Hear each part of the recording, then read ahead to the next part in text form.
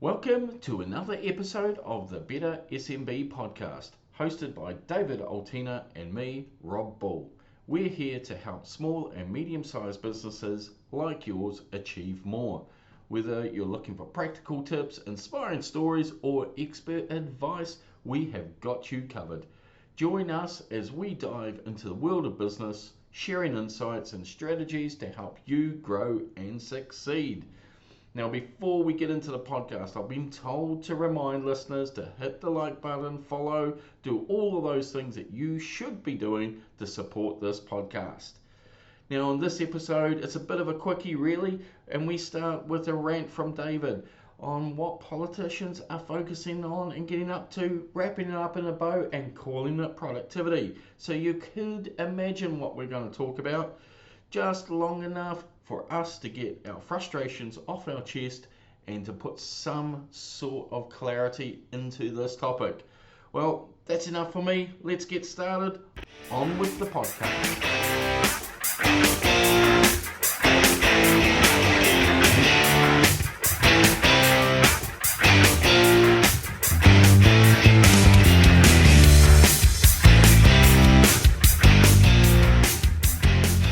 Welcome back to the Better SMB. I'm David Altina. And I'm Rob Bull. Today is a quick episode and a bit of a rant for me. There have been a couple of things in the news lately that have got me a little fired up. Now, we're recording this in October and this may not come out until early December, just for a bit of guidance on timeline. Now, I'm not sure about you, Rob, but have you heard our Minister of Transport, Simeon Brown, talk about how raising the speed limit is going to improve productivity? Alongside that, we've got our Prime Minister, Chris Luxon. He's asked government workers to go back to the office. Why is that, I hear you ask? Apparently that's going to improve productivity as well. Now, I get the thing that they're angling at, sort of. Vehicles moving quicker should make things get to their destination quicker. People working in the office create a better office culture. You know, they're working in close proximity to each other, and it builds that kind of work friendship and that sort of thing. But by themselves, these aren't going to do anything to improve productivity. And, you know, I really believe they just confuse people about what productivity really is, which is increasing our economic output, or at a business level, that's revenue, with the same amount or less inputs. So given how bad our productivity is as a nation, having public figures using terms incorrectly can make this important subject seem like an easy fix. And, you know, I think it doesn't help us with the overall problem at all. So, Rob, what do you think? I think it is a load of bag of all sorts. I remember 12 months ago, we're right on the anniversary, I believe, of the election, 1 year in of the National Party. And just before the election, I wrote quite a number of posts certainly on LinkedIn, around how my desire, wish, dream is that the politicians don't use the term productivity as a political football. And that's all that they're doing. They're making themselves sound flash, intelligent, and that they've got the silver bullet that will bring New Zealand out of the dark ages and into a smart economy. And it's just a load of BS. Absolutely load of BS. Because faster cars will make such minimal impact when you're only talking about 4 or 5 roads across the whole country, where I see hours lost every day just within the 4 walls of a workshop or an office environment because of poor systems, poor leadership capability, and just the inability to drive a smart business. So I think they're talking on the fringes and a whole lot of BS. Where else do you want me to go with that? Because it is just, they just don't understand the term. They don't understand the issue. It's bigger than that, though, right? Like I just did a quick Google.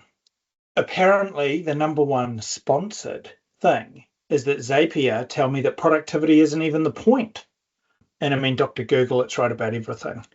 Some things from Treasury, Investopedia, places like that are talking about productivity. But then you get into the Google results and they talk about, hey, here's my 12 favorite cheap productivity tools I can use.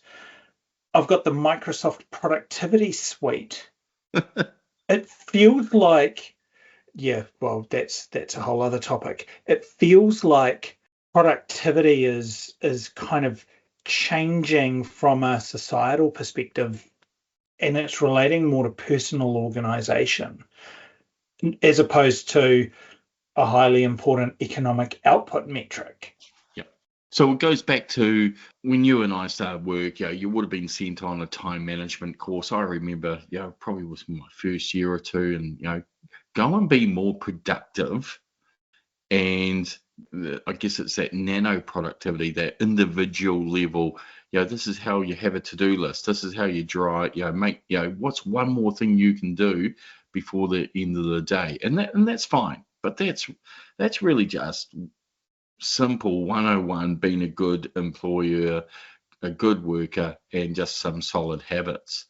What we're talking about, and what a number of our previous episodes have been talking about, particularly the conversation we had with Simon Walker, we're needing businesses to be led by owners and managers and leaders who understand what is now a white noise term, which is productivity, which is effectively, let's produce stuff, services, products, maybe more efficient, higher quality to earn more dollars.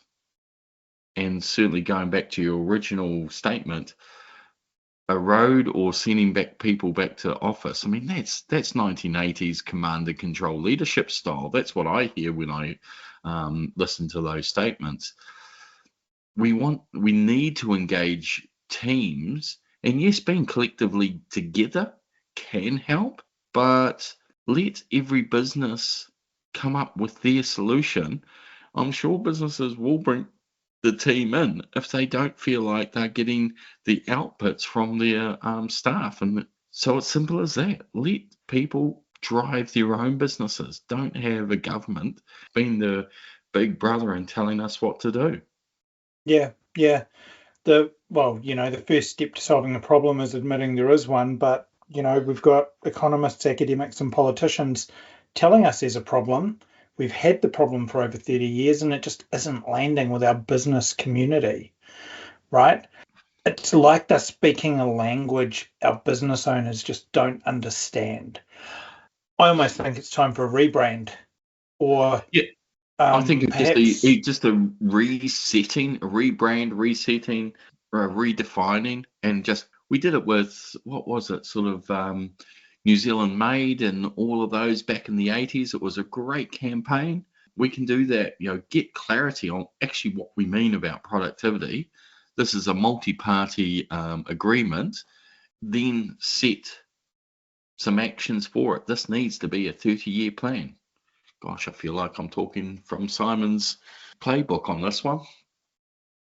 Well, you've got to have it right.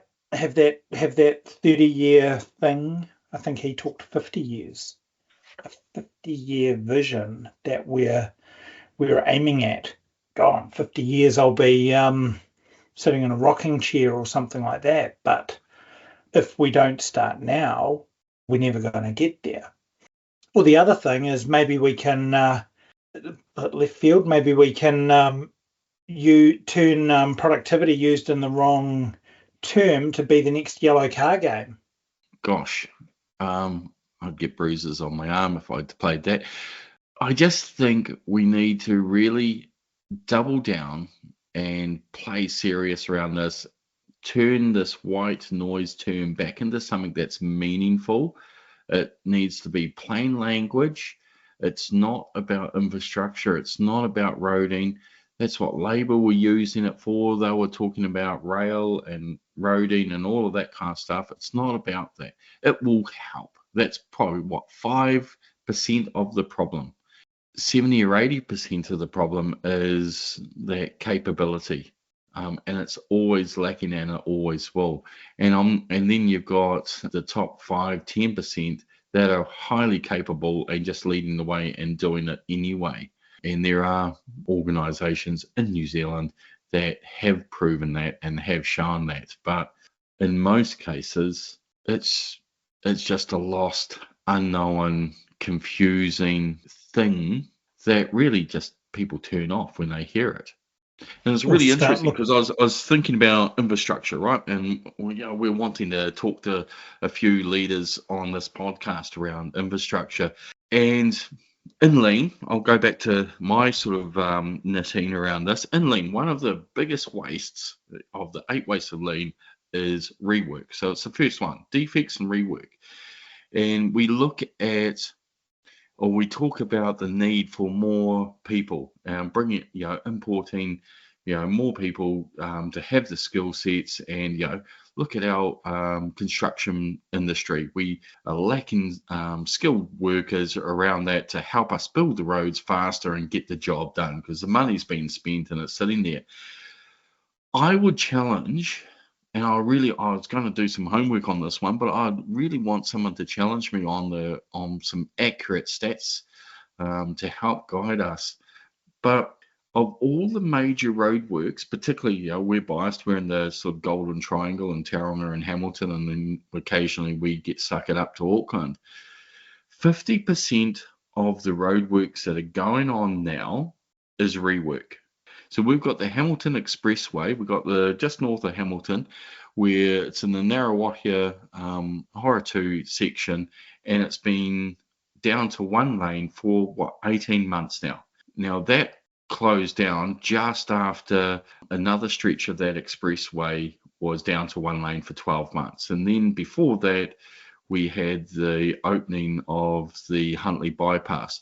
So we've had this magnificent set of engineering all built and created, but it's never been open together at one point. And all the work that's been going on for the past 18 months is poor design and rework. In fact, that's what they call it, remedial work.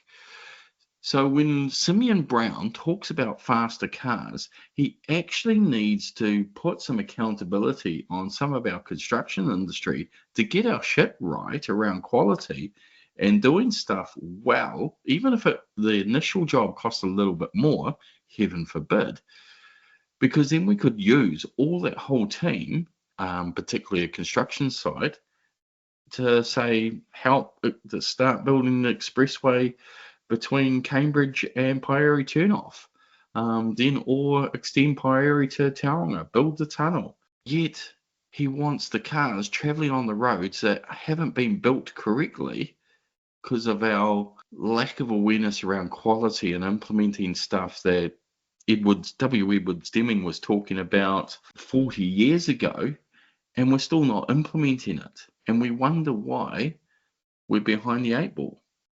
And then don't get us started on road cones. You see what I mean, though? So when we're talking absolutely. about getting shit done, well, absolutely. Like if I had a manufacturing company that I was working with that had a quality performance of some of those infrastructure jobs, they'd be out of a business. And their lack of accountability. So let's actually start lifting up our awareness. There's a big movement in the US. I think I've probably talked about it on the podcast before around lean in construction. And these guys are building billion-dollar stadiums on time, on budget, every time. And they're starting to get it right. And these Americans, they've been really poor at this stuff in the history, but they're actually turning it around and getting their stuff done. I do know of a government agency who was implementing some of this thinking, and they were starting to get some of this stuff done. But now they've ripped those departments apart just as they were getting momentum. And that's what has been happening. All these different priorities get moved about, and we lose even the small amounts of good news stories that we have. It's just more political football. It's just a load of garbage. And I agree with you. We either need to rebrand, reset, refocus about what actually productivity is, what are the biggest contributors to it, and it's definitely capability in the SME market with all of those other elements that are supportive, but they're on the periphery. Happy to be proven wrong. I think that's probably about it. Today was going to be about a quick rant. And, we'd like to hear what you think. Is it time for a rebrand? But actually, what you've come up with there, Rob, focusing on that one little thing you can solve. How can you reduce a bit of waste? How can you get rid of that little bit of rework? Perhaps that's one of the first things we can start focusing on to give ourselves some breathing room and actually start making some progress on this subject rather than just sitting here talking about it with our tires spinning, going nowhere, sitting in traffic.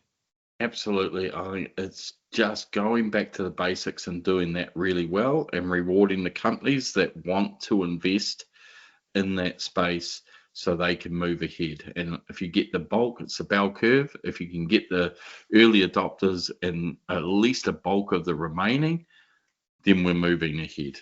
Thanks for coming along and listening to the Better SMB. As I said, a little bit of a shorter one this evening, but really keen to hear from you.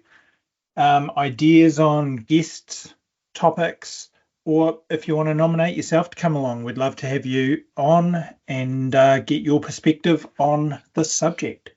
Thank you. Thanks for tuning into the Better SMB podcast. If you've made it this far, we're going to assume that you've enjoyed the discussion and are keen for more. If there is a particular topic or someone who you would like us to invite onto the show, let us know in the comments or message us directly. Our aim is to make this podcast as relevant as possible to all SMB owners. Now, before you finally press stop, remember to hit that follow button, subscribe wherever you listen to podcasts so you never miss another episode. Until next time, stay efficient and keep getting better.